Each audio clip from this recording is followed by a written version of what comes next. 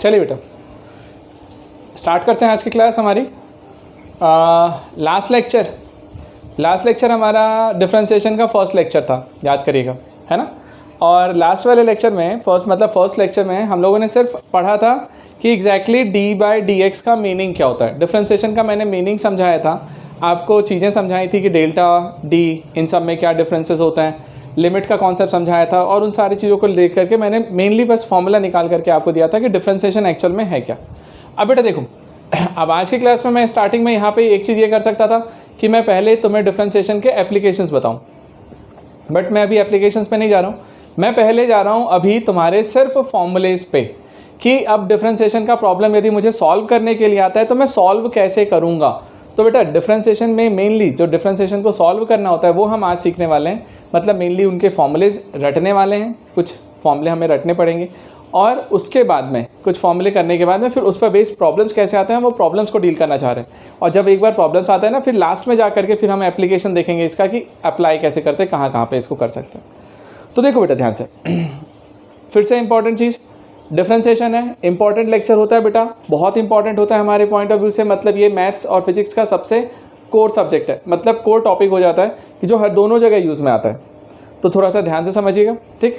चले सबसे पहले तो मैं आपको एक बार थोड़ा सा रिकॉल करवा देता हूँ फर्स्ट वाला कि हमने डिफरेंशिएशन बोला क्या था, किसको क्या बोलते थे। याद करना बेटा, जो लोग नए हैं आज ही लेक्चर में, अब आप इस चीज़ पे मत जाना कि डिफरेंशिएशन होता क्या है, आप जस्ट समझो कि उसको कैसे सॉल्व करते हैं। उसके बाद फर्स्ट वाला लेक्चर आप देखोगे, आपको खुद ब खुद समझ में आ जाएगा। देखें ध्यान से, याद करिएगा बेटा, सबसे पहले मैं नोटेशन लिख रहा हूँ। हम लोग लिखते थे इस तरीके से d y by D x, इस तरीके से लिखा जाता था, है ना, d y upon d x. तो बेटा इसको बोलने का तरीका होता था, इसको हम क्या बोलते थे, मैंने बोला था सर इसे बोलिए d y by D x, मतलब एक बोलने के लाइन पे हम यदि मतलब इसको प्रोनाउंशिएट क्या करते हैं, मतलब कैसे बोलते हैं।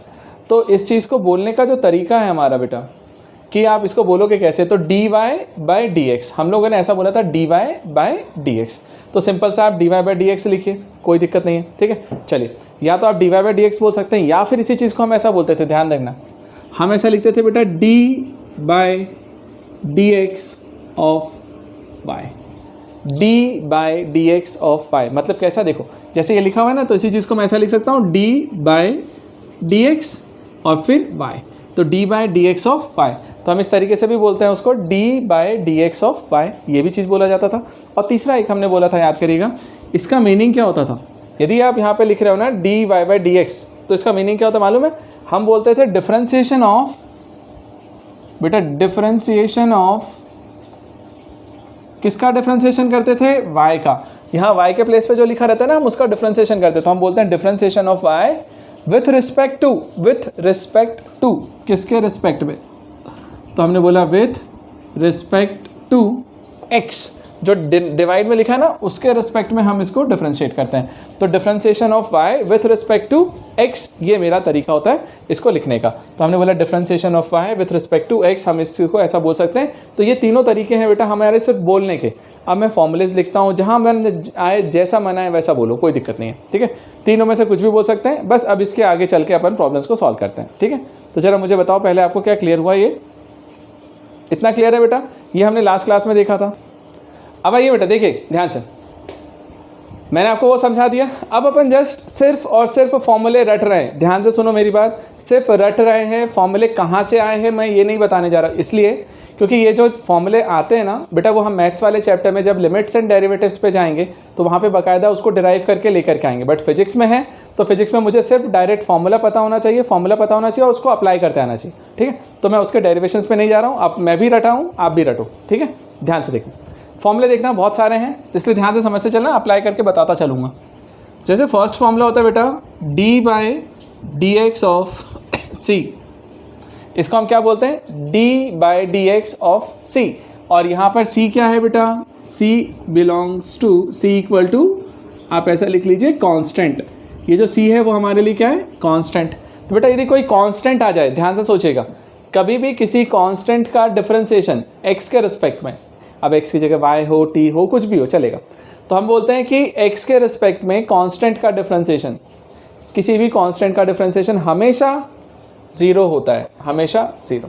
तो कांस्टेंट का डिफरेंशिएशन हमेशा आपके लिए ज़ीरो रहेगा। अब जैसे सोच लो, एक छोटा सा एक तरीका बताता हूँ, यदि तुम सोच सकते हो तो सोचना, याद करना बेटा। यदि मैं d c by D x लिख रहा हूँ तो आपको पता है ना डी सी का मतलब क्या होता है?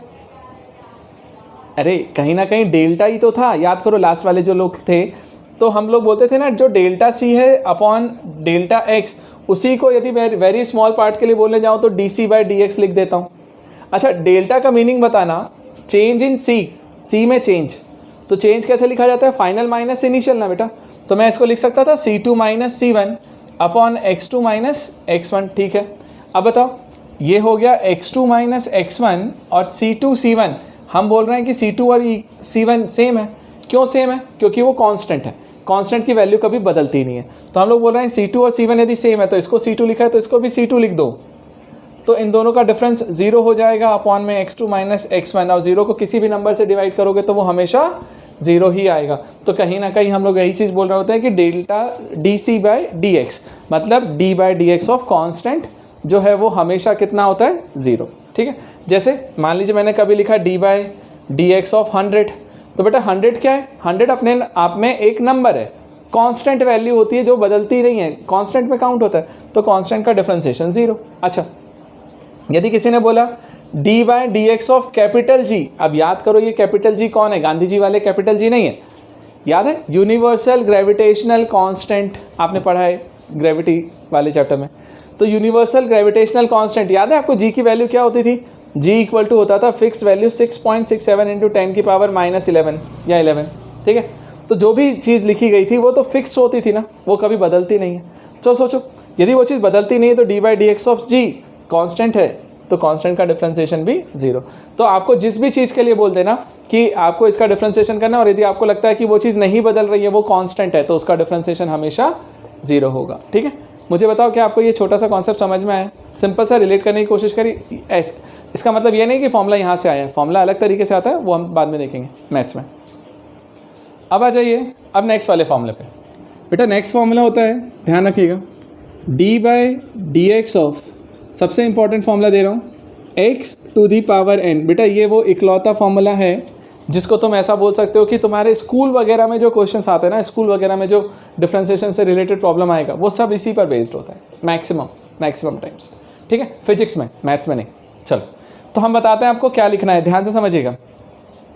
d by D x of x की पावर n। अब एक चीज़ का खास बात यार, किसके रिस्पेक्ट में डिफरेंशिएट कर रहे हो? x, तो फंक्शन भी किसका है? x की पावर n, मतलब x ही है, तो x का ही फंक्शन है, x के रिस्पेक्ट में डिफरेंशिएट कर रहे हैं। तब हम लोग क्या बोलते हैं मालूम है? ये n एक नंबर था तो नंबर सामने आ जाता है बेटा, तो n को आप सामने ले आइए और बचेगा क्या? x, और x की पावर में n माइनस 1। तो हमने n को सामने उठाया, n सामने आया और मिला x इंटू एक्स की पावर n माइनस 1, मतलब जितना भी पावर था उससे एक कम पावर आएगा। तो ज़रा सोचो ध्यान से मैं क्या बोल रहा हूँ। d by D x of, यदि किसी ने मुझे बोला एक्स क्यूब निकालो, एक्स क्यूब क्या आएगा बेटा? एक्स क्यूब सोचो, x की पावर 3, तो देखो x के रिस्पेक्ट में था, यहाँ भी x का ही फंक्शन है, तो x क्यूब है ना, नंबर है, नंबर को सामने ले आओ सीधे 3, और बचेगा उससे एक कम पावर, तो 3 माइनस 1, तो 3 माइनस 1 मतलब 2, तो हम क्या लिखेंगे? 3x स्क्वायर, तो हमने 3x स्क्वायर लिख दिया। तो d by D x of x cube का फॉर्मूला क्या निकल के आएगा? 3x स्क्वायर, ठीक है। अच्छा इसी तरीके से सोचो, यदि मैं बोलूँ d by D x of x की पावर 7, तो कोई दिक्कत नहीं ना, 7 सामने आ जाएगा। अच्छा माइनस 7 कर लेते हैं, x की पावर माइनस, तो माइनस 7 भी तो नंबर ही है, तो माइनस 7 सामने आया, तो बचेगा क्या? n माइनस 1, जो भी नंबर था माइनस 7 उसमें से एक और माइनस कर दो, तो कितना मिल गया होगा? माइनस 7 एक्स की पावर माइनस 8। तो मिलेगा क्या बेटा? माइनस 7 और ये एक्स की पावर माइनस 8, या उसी को नीचे ले जाकर के प्लस में एक्स की पावर 8 लिख सकते हो, तो ये भी मेरा आंसर है। अच्छा इसी तरीके से सोचो, यदि मैं कभी तुमसे बोलूँ कि d by D x of x की पावर 1/3, अब सोचो 1/3 है तो भी नंबर है, x का ही फंक्शन है, तो 1/3 सामने आएगा, बचेगा क्या? x की पावर 1/3 माइनस 1, मतलब जो पावर था उसमें एक और माइनस करके, तो यहाँ से 1/3 और x की पावर 1/3 माइनस ये तो माइनस 2/3 हो गया होगा, और इसको यदि मैं नीचे ले आऊँ तो क्या बनेगा? 3, और ये नीचे आएगा तो x की पावर 2/3। तो इस तरीके से जाकर के बेटा मेरा फॉर्मूला सॉल्व होता है। तो ऐसे वाले क्वेश्चंस कभी भी आए, x की पावर n, तो बिल्कुल आंख बंद करके लगाना बेटा, आंख बंद करके बताओ क्या होता है, सीधा से याद रखिए। एक्स क्यूब का बोला ना, एक्स क्यूब, तो क्यूब है 3, तो 3 नीचे आएगा तो एक कम, तो 3 - 1 कितना हो जाएगा 2, तो 3x²। यदि x की पावर 4 बोला तो 4 नीचे आएगा और ऊपर बचेगा एक कम, तो x की पावर 4 का क्या हो जाएगा 4x³। ऐसा तो इस तरीके से जाओगे तो बहुत इजीली निकल के आता है बेटा ये वाला प्रॉब्लम। मुझे बताइए क्या ये प्रॉपर्टी समझ में आई कि मतलब ये फॉर्मूला समझ में आया, ये फॉर्मूला समझ में आया तो इस पर बेस्ड क्वेश्चंस आपको ये समझ में आएंगे आ जाता है। चलिए बेटा अब नेक्स्ट प्रॉब्लम देखिए। नेक्स्ट फॉर्मूला अब इसी से रिलेटेड है। अब जरा देखना ध्यान से बेटा, एक फॉर्मूला होता है d/dx ऑफ x। यदि किसी ने पूछा, अच्छा सोचिए मैं ना ये जो फॉर्मूले है ना, ये जो लिख रहा हूँ अभी एक दो फॉर्मूले जो मैं लिख रहा हूँ एक्चुअल में बुक्स वगैरह में आपको वो फॉर्मूले नहीं मिलेंगे, है ना। क्यों? क्योंकि वो एप्लीकेशन होता है। बट मैं बोलता हूँ ऐसा फॉर्मूला रट के रखो क्योंकि बार बार यूज़ में आता है यार, वो बार बार यूज़ में आता है तो आपको वो रट के रखना चाहिए। जैसे देखो मैंने बोला तुम्हें d/dx ऑफ x, तो आंसर होता है ऑलवेज 1। अब बात आई सर d/dx ऑफ x की वैल्यू 1 कैसे हो गई, तो देखो ध्यान से समझना।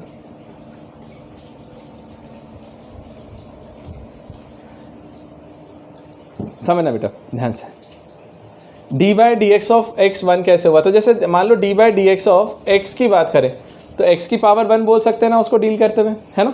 अब यदि मैं x की पावर 1 बोलूँगा तो क्या होगा 1 सामने आ जाएगा और x की पावर क्या बचेगा 1 - 1, और 1 - 1 कितना होता है 0, तो 1 x की पावर 0 और x की पावर 0 भी तो 1 ही है। मतलब ओवरऑल जो आंसर निकल के आया वो कितना आया 1।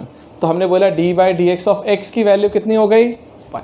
ठीक, तो ध्यान रखिएगा d/dx हमेशा 1 होता है। अच्छा सिंपल सोचने जाओगे तो तुम्हें लगेगा dx ऊपर है dx नीचे, तो भी कैंसिल होकर के वो 1 ही होता है ना। तो भी कैंसिल होकर के बेटा वो हमारे लिए 1 ही बनेगा। ठीक, चलिए इसको भी लिख लिया हमने। फोर्थ पॉइंट देखिए, यदि मैं बोलने जाऊँ d/dx ऑफ देखिएगा d/dx ऑफ 1/x की वैल्यू क्या होगी। अब d/dx ऑफ 1/x कितना आएगा जरा ये देखो, ध्यान देना 1/x, ध्यान देना बेटा। ठीक है, सुनो नेटवर्क इशू हो रहा है कुछ हो, देखो तो d/dx ऑफ 1/x। अब जरा देखो इसको कैसे सॉल्व करना है बेटा, ध्यान देना बेटा। एक टाइप से देखें तो हम छोटे छोटे प्रॉब्लम्स ही सॉल्व करना है यहाँ पे, है ना। तो ध्यान देखिएगा d/dx ऑफ 1/x यदि बोला तो मैं इसको ऐसा लिख सकता हूँ क्या सर d/dx ऑफ x की पावर -1। तो मैंने लिखा d/dx ऑफ x की पावर -1। चलो अब -1 लिखा तो क्या हो जाएगा मालूम है, देखो x की पावर n है तो ये पावर सामने आएगा, तो -1 सामने आया और बचेगा क्या -1। तो एक्चुअल में ये हो गया होगा -x की पावर -2। और बेटा यदि नेगेटिव पावर है तो उसको नीचे लाओगे तो प्लस में बनेगा, तो 1/x², तो 1/x²। तो इस तरीके से वो नीचे आया तो -1/x²। तो -1/x² जो होता है ना बेटा वो इसका डिफ्रेंसिएशन है। तो हमने बोला इसका डिफ्रेंसिएशन कितना आ रहा है -1/x²। तो देखिए इसका फाइनल फॉर्मूला याद रखिएगा -1/x², सीधा सा। ठीक है बेटा, ये सब फॉर्मूले बहुत यूज़ में आते हैं। मैं जब चेन रूल करवाने जाऊँगा ना तब आपको समझ में आएगा इसका इंपॉर्टेंस। इसी कारण से मैं इन फॉर्मूलों को डायरेक्ट रटवा रहा हूँ आपको, मतलब फॉर्मूला बना करके दे रहा हूँ एज अ फॉर्मूला। अदरवाइज ये एक प्रॉब्लम है, नहीं भी बताऊँगा तो चल जाएगा क्योंकि फॉर्मूला तो इसी पर बेस्ड है ना। ठीक, अब एक लास्ट फॉर्मूला इसी से रिलेटेड वाला, वो है d/dx of √x। d/dx of √x। अब ये फॉर्मूला भी बहुत यूज़ में आता है जब हम चेन रूल सॉल्व करने आते हैं। अब आता थी d/dx ऑफ √x कैसे सॉल्व होगा, है ना। तो देखो बेटा यहीं कहीं सॉल्व करते हैं। चलिए आपसे मैंने बोला d/dx ऑफ √x, आप इसको लिख सकते हैं क्या d/dx ऑफ x की पावर 1/2। मैंने बोला हाँ। अच्छा खास बात देखना, x का फंक्शन है, x के रिस्पेक्ट में डिफ्रेंशिएट कर। चलो x की पावर n का कॉन्सेप्ट लगेगा, n सामने आएगा तो 1/2, पावर में क्या मिलेगा 1/2 -1 n-1। चलो ये निकला 1/2 और यहाँ से क्या मिल रहा होगा 1/2 -1 मतलब -1/2, नीचे ले आओ इसे 1/2 और x की पावर क्या हो जाएगा 1/2। और बेटा x की पावर 1/2 का मीनिंग बताओ 1/2 √x। x की पावर 1/2 का मतलब ही क्या होता है √x। तो एक्चुअल में जो इसका आंसर निकल के आता है वो क्या आता है 1/2 √x। तो इसका आंसर आया बेटा 1/2 √x। तो 1/2 √x मेरा करेक्ट आंसर है इस चीज़ का। अब मुझे बताइए क्या आपको ये तीनों फॉर्मूले समझ में आए जिसका मैंने एक्सप्लेनेशन दिया। इसके बाद में फिर हम नए फॉर्मूलेस पे चलते हैं। आइए बेटा अब देखिए इन 5 फॉर्मूले के बाद अब आपके कुछ आते हैं ट्रिग्नोमेट्रिक फंक्शंस। ठीक है, आपको वो ट्रिग्नोमेट्रिक फंक्शंस पहले बताते हैं, उसके बाद में कुछ और फंक्शंस बताएंगे अलग टाइप के। ध्यान दीजिएगा, एक होता है यहाँ पे d/dx ऑफ साइन x। आपके पास आएगा d/dx ऑफ साइन x, बहुत आएंगे ऐसे प्रॉब्लम्स।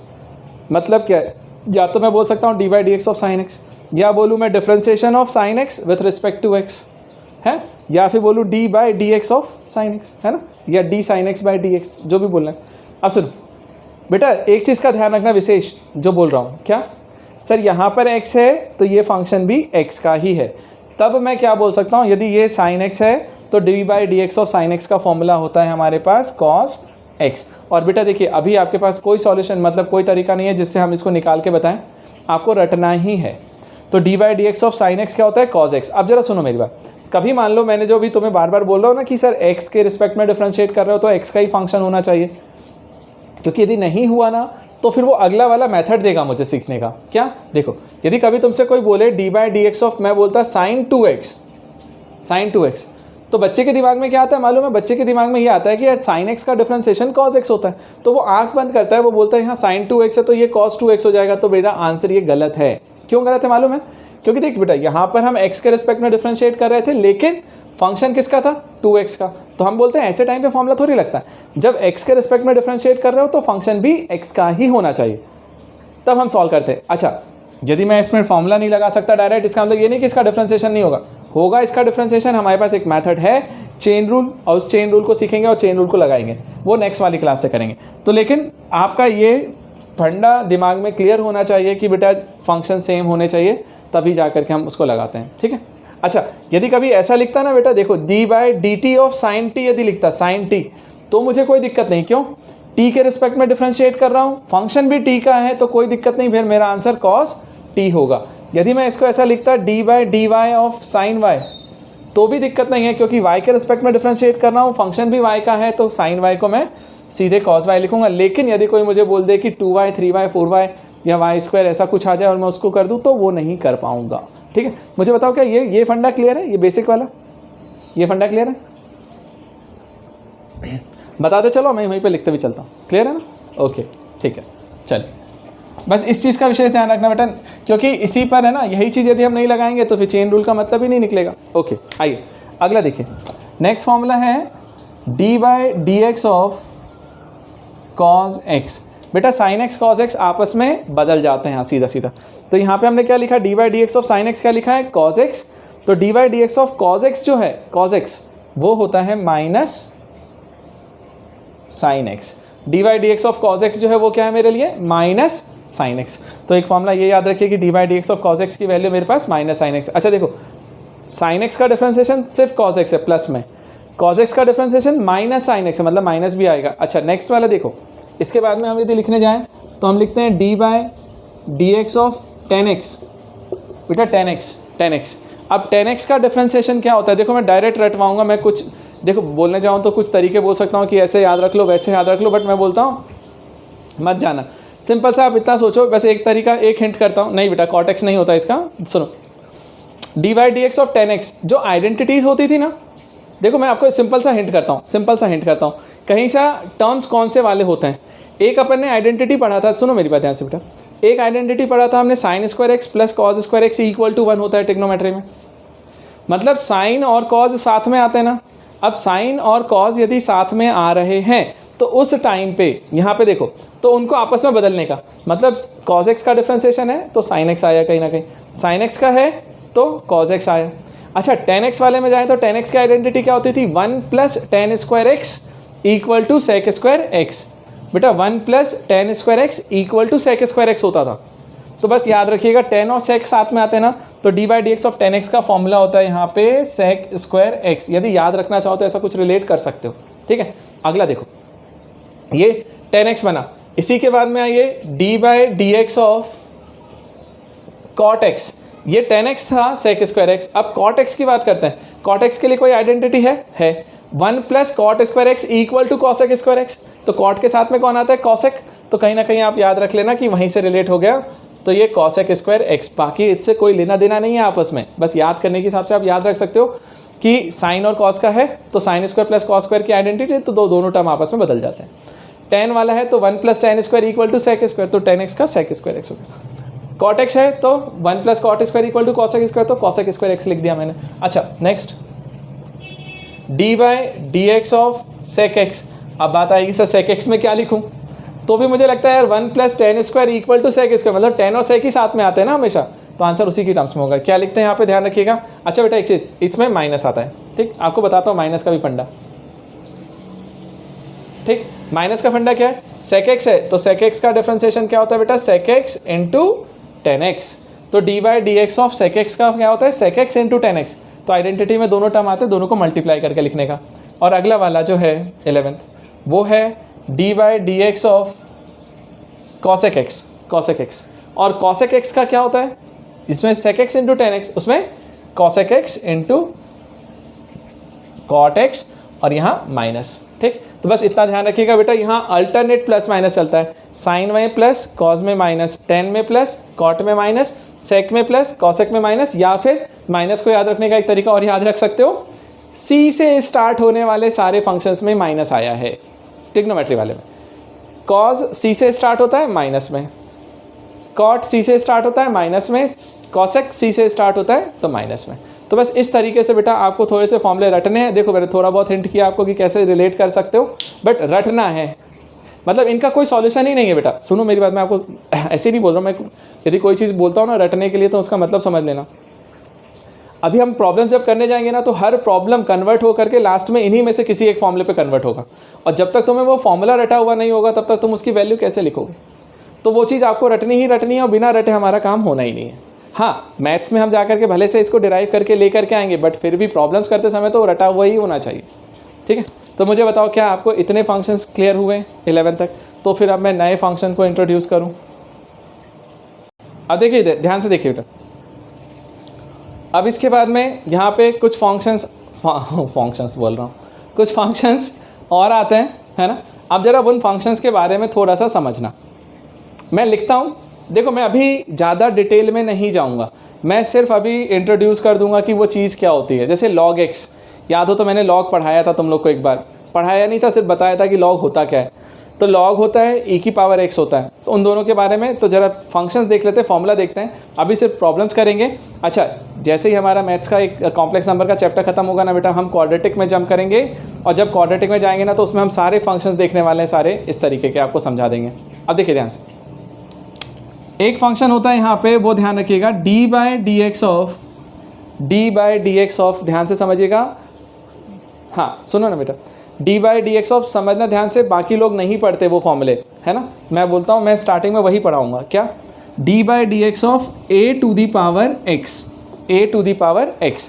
अब a⁻x का फॉर्मूला क्या होता है, डिफरेंशिएशन। तो देखो एक चीज़, a मेरे लिए कांस्टेंट है, x मेरे लिए वही है जो वेरिएबल है।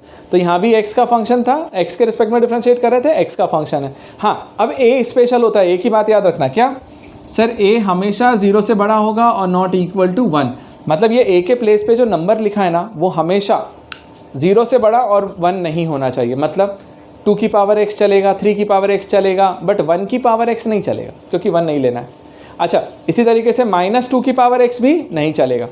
तो a की वैल्यू सिर्फ पॉजिटिव होनी चाहिए, नॉट इक्वल टू 1, तब हम लोग क्या बोलते हैं बताएं, इसका जो डिफरेंशिएशन आता है, मैंने आपको बताया था एक बार, लेकिन याद रखना, इसका डिफरेंशिएशन आता है बेटा, इस फंक्शन को एज इट इज़ लिखते हो, मतलब a⁻x है तो a⁻x ही लिखिए।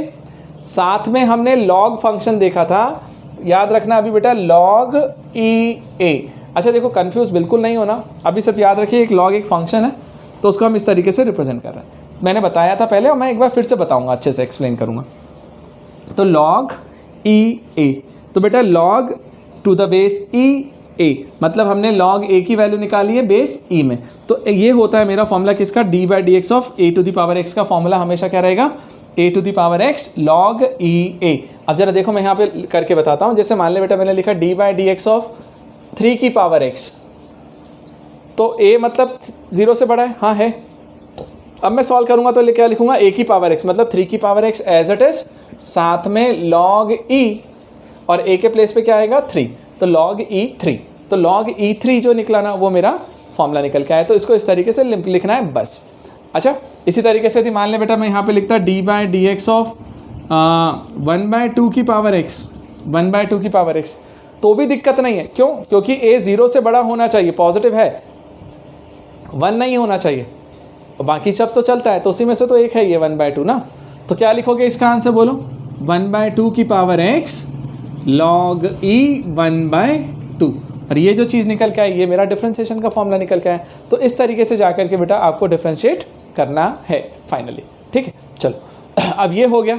अब इसके होने के बाद में हम लोग क्या करते हैं, देखो d by D x of a की पावर एक्स को मैंने पूरा बता दिया, ठीक। अब इसका एक स्पेशल केस याद रखिएगा बेटा, लॉग में एक अच्छी प्रॉपर्टी होती है, क्या, लॉग ए के बेस में ए हमेशा 1 होता है। ध्यान रखिएगा, लॉग ए के बेस में ए हमेशा 1 होता है, मतलब जिसकी वैल्यू निकाल रहे हो लॉग में उसी के बेस में यदि हम बात कर रहे हैं तो वो हमेशा 1 होगा। अच्छा बेटा देखो, मैं लॉग पूरा एक फंक्शन पढ़ाने वाला हूँ 2-3 लेक्चर में, 2-3-4 लेक्चर लगेंगे मुझे उसमें, है ना, मैथ्स में। तो वो बहुत डिटेल में हम जाने वाले हैं, बहुत तबियत से पढ़ने वाले हैं, ये सब चीज़ें हलवा है तुम्हारे लिए उस समय। बट अभी हम पहले क्योंकि फिजिक्स में पढ़ रहे हैं तो ये चीज़ पहले आ गई मेरे पास, इसलिए बस मैं उसको लिख रहा हूँ। तो थोड़ा सा अभी कंसीडर करना, इतना मत जाना कि सर एग्जैक्टली समझा ही दो कि मैं क्या समझाना, क्योंकि यदि मैं उसको समझाने गया तो मुझे 4 लेक्चर लगेंगे एग्जैक्टली, है ना। तो थोड़ा सा अभी कंसीडर कीजिएगा, है ना। क्या बोला बेटा, लॉग ए के बेस में ये कितना होता है 1। अब जरा देखो, मैं तुम्हें एक अगला फॉर्मूला देता हूँ बड़ा काम वाला, जो बहुत यूज़ में आता है। वो होता है d by D x of e to the power x, e to the power x. और ई जो होता है ना, ध्यान से समझना बेटा, ई जो होता है उसको हम क्या बोलते हैं, नेचुरल लॉग। अब ध्यान से सुनो, एक्सपोनेंशियल फंक्शन। अच्छा हाँ, एक चीज़ बेटा, ए टू दी पावर एक्स वाला जो फंक्शन होता है ना, इसको बोला जाता है एक्सपोनेंशियल फंक्शन। क्या बोलते हैं, एक्सपोनेंशियल फंक्शन। तो एक्सपोनेंशियल फंक्शन ये होता है, ठीक। अब सुनो, मैंने लिखा d by D x of e की पावर एक्स। अब सोचो ये ई, अब बात आएगी तुम्हारे दिमाग में ई क्या होता है, तो सुनो मेरी बात बेटा, ई एक नंबर है, इसकी वैल्यू होती है near about 2.7, near about 2.7, 2.7 something होता है, 2.714 ऐसा सब कुछ पूरा वैल्यू है, कभी ख़त्म ही नहीं होता है, नॉन टर्मिनेटिंग है। अब सुनो, आपको तो सिर्फ रफली दिमाग में बस इतना याद रखना है भाई 2.7 के आसपास का नंबर है। क्या ये नंबर ए से मतलब 0 से बड़ा है? हाँ है। क्या ये 1 है? नहीं है। मतलब ये भी तो एक टाइप से देखा जाए तो इसी का एक केस है, तो डायरेक्ट इसी से सॉल्व कर लेते ना यार। तो इससे सॉल्व करेगा तो क्या लिखेगा बोल, उसी चीज़ को एज इट इज़ लिखोगे तो ई की पावर एक्स, साथ में क्या आएगा बोलो, तो वो 1 हो जाएगा। अब देखो मैं कैसे लिख रहा हूँ, मैं इधर सॉल्व करके दे रहा हूँ, ठीक है। उसको फॉर्मूला वहीं लेना है, दो d by D x of e की पावर एक्स, आप लिखोगे ई की पावर एक्स लॉग, ई के बेस में ए होता था, ए यहाँ पे जो लिखा था तो वो ई ही लिखा है, तो ई के बेस में ई, सेम बेस में सेम वैल्यू के लिए लॉग की वैल्यू कितनी होती है 1, तो ये वैल्यू क्या निकल के आती है ई टू द पावर एक्स। तो बेटा जो बच्चे रटते हैं ना फॉर्मूला, बच्चे जो रटते हैं वो ये वाला फॉर्मूला नहीं रटते हैं, वो किसको रटते हैं, ये d by D x of e की power x equal to e की पावर एक्स, बस उनके सामने ये आ जाएगा तो जय श्री राम, ठीक। ऐसा नहीं है, मेन फंक्शन ये है, इसका एप्लीकेशन है ये, ठीक है। तो मेन ये रट के रखो, ये यदि रटा रहेगा तो आप हर प्रॉब्लम कर लोगे, ये करोगे तो ये सिर्फ एक प्रॉब्लम बताएगा, ये सारे बताएगा। मुझे बताइए क्या आप लोग को समझ में आया ये वाला फंक्शन, मतलब फॉर्मूला, सिर्फ फॉर्मूला समझ में आया? चलिए आइए अब नेक्स्ट फॉर्मूला, वो भी इसी से रिलेटेड, वो क्या है देखो ध्यान से, वो नेक्स्ट फॉर्मूला है हमारे पास d by D x of log a x. याद रखिएगा बेटा, लॉग एक्स का डिफ्रेंसिएशन कर रहे हो, बेस में क्या है ए, तो d by D x of log a x, log a x, हाँ ध्यान देना, d by D x of log a x. अब ए के बेस में निकालना है लॉग, तो सिंपल सा याद रखिएगा फॉर्मूला फिर से बेटा, कि इसका फॉर्मूला होता है 1/x log ई ए। बेटा याद रखिएगा ए अभी भी मेरा वही है, greater than 0 and not equal to 1, मतलब ये वाला ए और ये वाला ए दोनों सेम होता है। तो मैं क्या लिख रहा हूँ फॉर्मूला, ध्यान से सुनो, D by D x of log a x, यदि बेटा ए के बेस में लॉग दिया जाए तो उसका फॉर्मूला होता है 1/x log ई ए।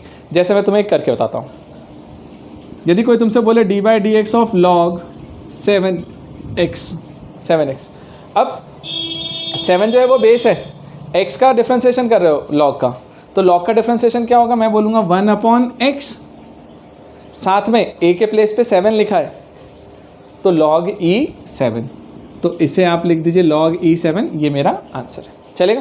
तो इस तरीके से यदि कभी कोई भी बेस दे दे तो हम डिफ्रेंसिएशन कर सकते हैं, जैसे D by D x of log 2x, तो हम इसको क्या लिख सकते हैं 1/x log e2, e के बेस में 2 की वैल्यू, ठीक है। तो इस तरीके से जाओगे आपका सीधा सीधा फॉर्मूला आ जाएगा। तो देखिए बेटा, ये मेरा फॉर्मूला होता है d by D x of log a x equals to 1/x log e a. चलो अब इसके बाद देखो नेक्स्ट फॉर्मूला, वो नेक्स्ट फॉर्मूला इसी से रिलेटेड है। क्या है देखो, उसमें ये है d by D x of log E x. ध्यान से समझना बेटा, लॉग ई एक्स, ई के बेस में। अच्छा, इसी को रिप्रेजेंट करने का एक और तरीका होता है d by D x of l n x. L n x, ध्यान से समझना क्या लिख रहा हूँ मैं। यहाँ लिख रहा हूँ, बट मैं फिर रब कर दूंगा, यहाँ पे लिख सकता हूँ। देखो ऐसा है, जो log ई एक्स है ना, उसी को लिखने का तरीका होता है एल एन एक्स। ऐसा एल कैपिटल है, एन स्मॉल है और उसके साथ में एक्स। अब क्यों बोलते हैं इसको ऐसा मालूम है? कभी भी याद रखिएगा बेटा, जब हम log को ई के बेस में लिखते हैं ना, ई क्या था? स्पेशल नंबर होता था 2.7। तो जब हम ई के बेस में बोलते हैं ना, तब इसको हम बोलते हैं यहाँ पे नेचुरल लॉग। ये नेचुरल लॉग होता है। कभी कोई बोले ना नेचुरल लॉग, नेचुरल लॉग का मतलब समझ जाना बेस ई है।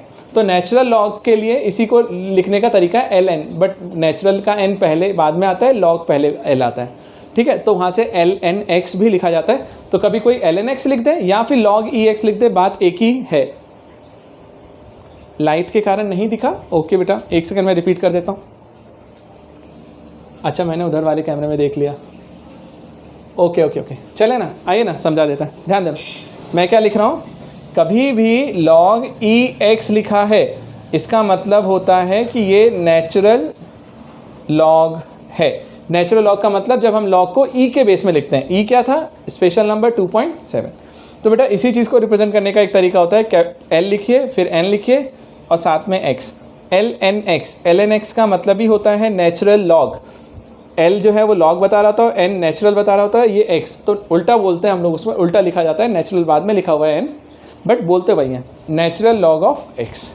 ठीक है, तो सुने मेरी बात ध्यान से, जब भी ये नेचुरल लॉग ऑफ एक्स आएगा ना, ई के बेस में log ई एक्स की वैल्यू देगा, तो आंसर हमेशा 1/x। बस सिर्फ क्या आएगा? 1/x। अच्छा, क्यों आया मालूम? सोचो, फॉर्मूला वही वाला लगा देते हैं यहाँ पे। देखो d by D x of log E x, आप क्या लिखोगे? 1/x, यही वाला फॉर्मूला।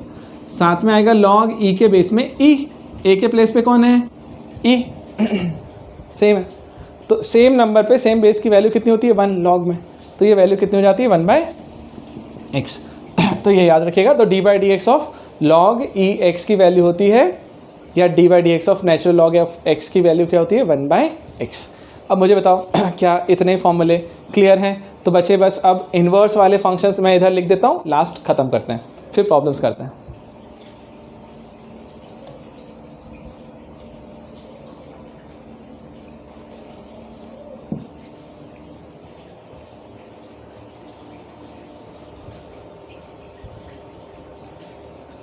बाकी लोगों को क्लियर है ना?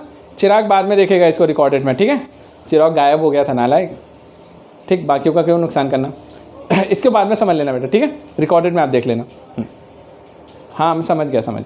चलो ना, अभी देखो, कोई दिक्कत नहीं है बेटा, एक फॉर्मूले से कुछ नहीं होगा। मैं जब लिखूंगा तो आपको समझा ही दूंगा वो चीज़। देखो अभी देखो, अब आइए, इतने फॉर्मूले 15 फॉर्मूले के बाद कुछ फॉर्मूलेज और हैं, वो हमें फिजिक्स में काम नहीं आते, बट फिर भी आप याद रखिए, क्योंकि फॉर्मूले तो हैं, है ना? अभी नहीं तो मैथ्स में काम आएंगे, तो ध्यान देना। फॉर्मूले ज़रूर हैं, तो हमें याद रखना होना चाहिए। देखो बेटा क्या है वो, नेक्स्ट फॉर्मूला है हमारा 15 के बाद। अब 16 पे आते हैं। वो सारे इन्वर्स फंक्शंस के लिए आपको मैं बिल्कुल याद करवा दूंगा, टेंशन मत लेना।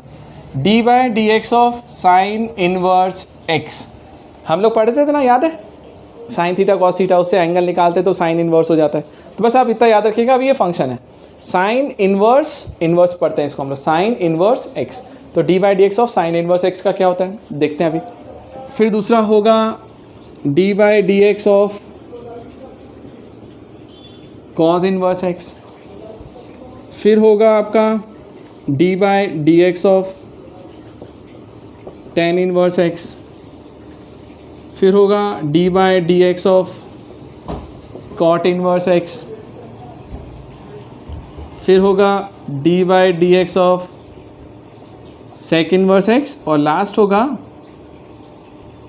D by D x of cosec inverse x. अब ये मेरे फॉर्मूले आ गए, ठीक है? अब सोचिए, इन सब की वैल्यूज़ मैंने एक साथ इसलिए लिखी है क्योंकि आपस में रिलेटेड है तो याद हो जाएगा आसानी से। देखो ध्यान से, एक रटो दूसरा बन जाएगा। D by D x of sine inverse x का फॉर्मूला होता है 1/√1 minus x square, 1/√1 minus x square. तो 1/√1 माइनस एक्स स्क्वायर हो गया साइन इनवर्स का। अच्छा, जो साइन इनवर्स का होता है ना, कॉस इनवर्स का भी वही होता है बट माइनस के साथ। तो इसी को लिखो -1/√1 माइनस एक्स स्क्वायर। मतलब तुमने साइन इनवर्स याद किया, कॉस इनवर्स हो गया। अच्छा, टेन इनवर्स का फॉर्मूला याद करो। तो देखो मैं लिखता हूँ 1/1 प्लस एक्स स्क्वायर, और इसको यदि मैं 1/1 प्लस एक्स स्क्वायर लिखता हूँ तो अगला वाला क्या लिखूंगा बताओ? मैं लिखूंगा -1/1 plus x square cot inverse में। तो जो टेन इनवर्स था वही चीज़ कॉट इनवर्स में आती बट माइनस के साथ। लास्ट वाला सेक इनवर्स 1/x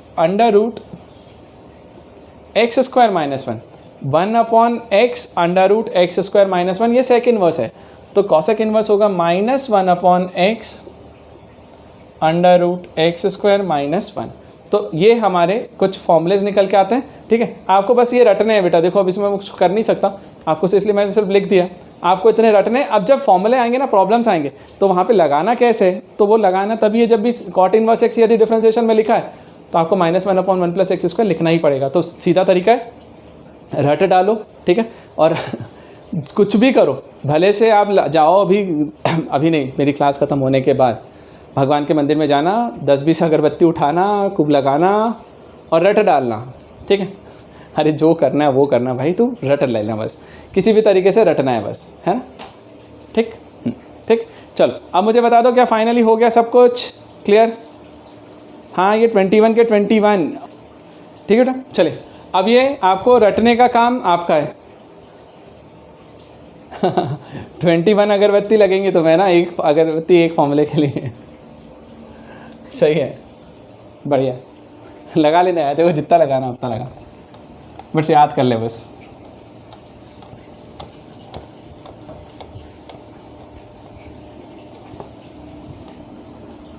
और बताएं, अभी जैसे हम 11th में आते हैं ना, स्टार्टिंग में, अभी तक तो बचपन वाली चीज़ें हम पढ़ते आते हैं ना, पढ़ते रहते हैं, तो हम लोग को ऐसा लगता है कि यार प्लस माइनस तो सभी कर रहे हैं।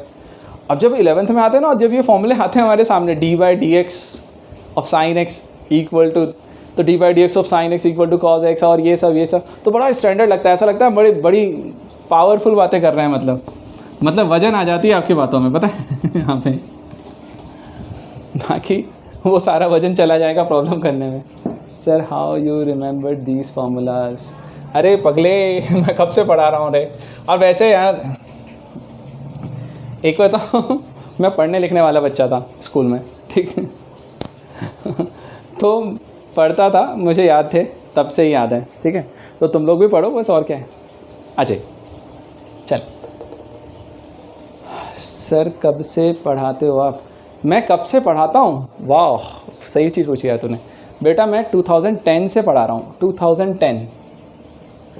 तुम्हें लग नहीं रहा होगा ना मेरे को देख करके मेरी एज इतनी ज़्यादा है, क्यों? कि और ज़्यादा लग रही है? अच्छा, हाँ बेटा 10 इयर्स का हो चुका है मेरा, 10 ईयर का एक्सपीरियंस है बेटा मेरा। आप लोग को तो बताया ना, मैंने 10th वालों को तो सब कुछ पता है। नहीं, चल आ जाओ, अब यहाँ पे डिस्कस नहीं करना है हमें, ऑनलाइन में है। ठीक है, आ जाए, नहीं तो मैं भी टाइम बर्बाद कर सकता हूँ। चले आ जाए, आ जाओ। यहाँ पे हम लोग जाते हैं। अब बेटा देखिए, अभी जो मैंने आपको फॉर्मूलेज दिए ना, जितने भी फॉर्मूलेज दिए आपको, वो सारे फॉर्मूले, वो सारे के सारे फॉर्मूले जो भी मैंने आपको दिए हैं वो तो रटने ही है।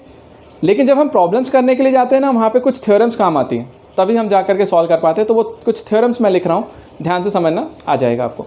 अब मैं करता रहूँगा साथ में। देखिए कुछ थ्योरम्स हैं, उसमें फर्स्ट थ्योरम ये है बेटा, देखना ध्यान से, d by D x of c f x. ध्यान देना, d by D x of c f x, ध्यान से समझिएगा, बहुत काम की चीज़ है। मतलब ये चार फॉर्मूले नहीं समझ में आए तो कुछ नहीं बनेगा। D by D x of C, अब सी क्या था? कांस्टेंट। तो यदि कोई फंक्शन दिया हो और उसके साथ कांस्टेंट मल्टीप्लाई में हो तो आपको क्या करना है मालूम, डिफरेंशिएशन में सबसे पहला काम, कांस्टेंट को बाहर निकाल दो और जो फंक्शन था उसका डिफरेंशिएशन कर दो। मतलब अब तुम्हारे दिमाग में आएगा सर कैसे, तो देखो जैसे मान लीजिए मैंने लिखा dy/dx of 3 sin x, 3 sin x, तो sin x के साथ में एक नंबर 3 लिखा हुआ है ना, वो कांस्टेंट है।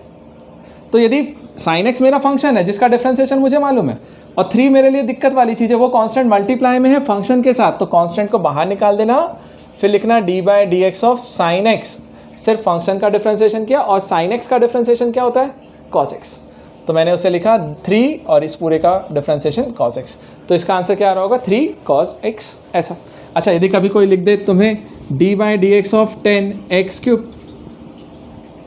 10x³, अब तुम्हें लगता है सर x³ का डिफरेंशिएशन तो मालूम है, साथ में ये चिपक गया 10 कांस्टेंट, तो कांस्टेंट यदि मल्टीप्लाई में दिखे बाहर निकाल, 10 को बाहर निकाला, डिफरेंशिएशन किया क्या dy/dx ऑफ x³।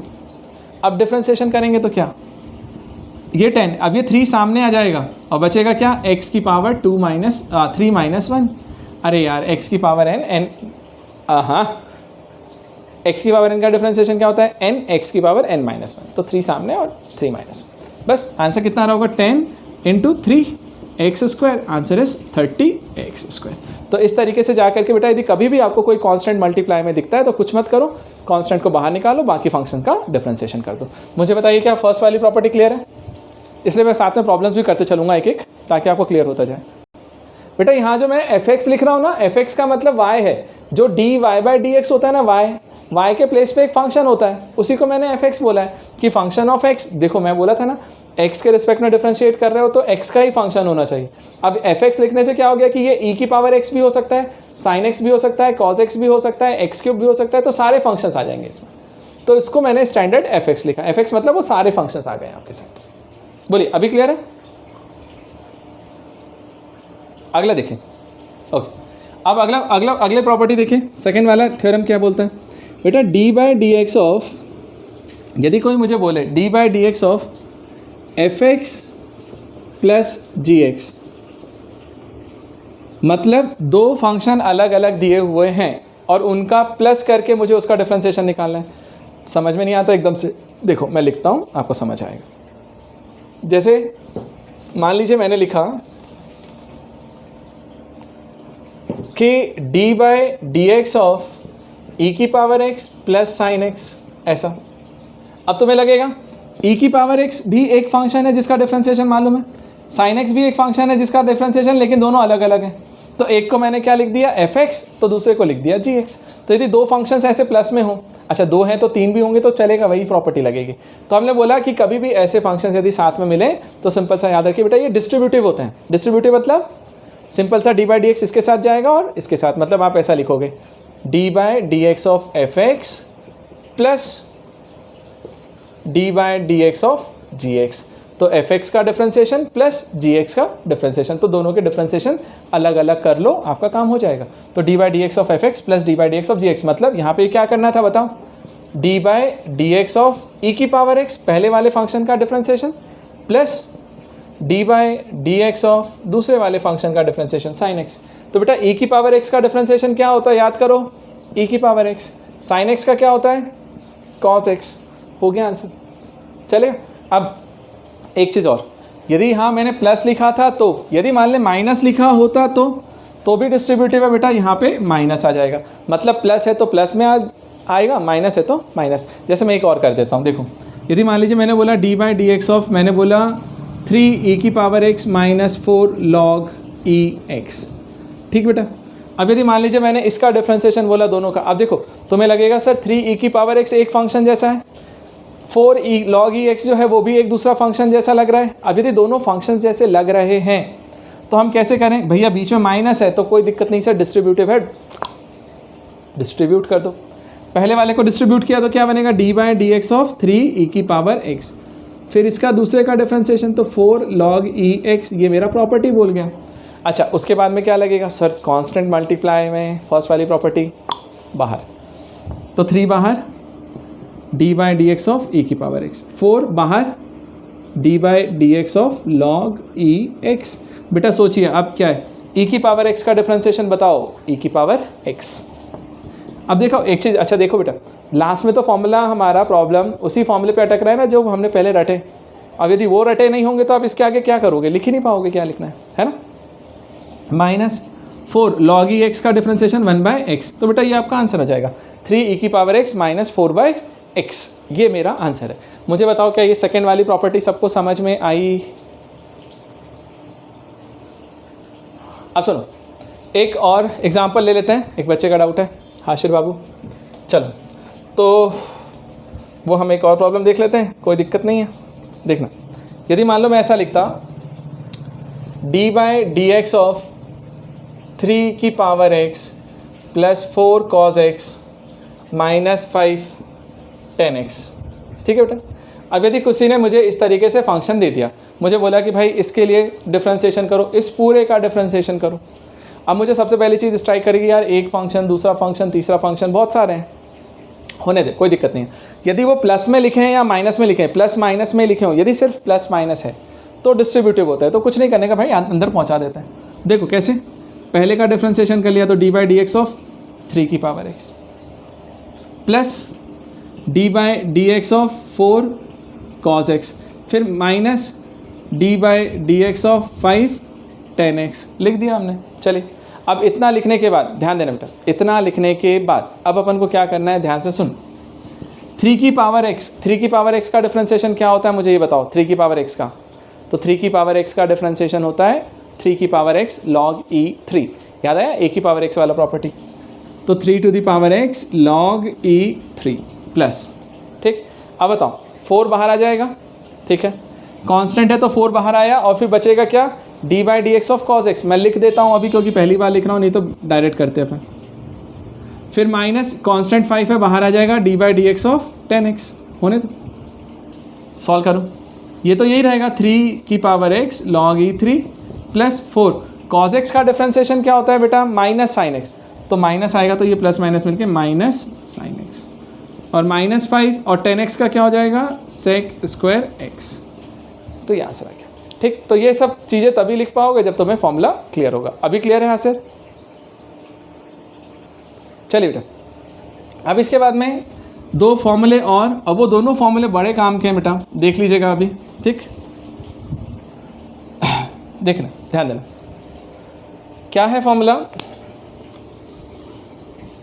बेटा, d/dx ऑफ, कभी कभी आपके पास रहता है u/v, आपसे इस तरीके का फॉर्मूला आपको बुक्स में मिलेगा, d/dx ऑफ uv, ये प्रोडक्ट रूल है।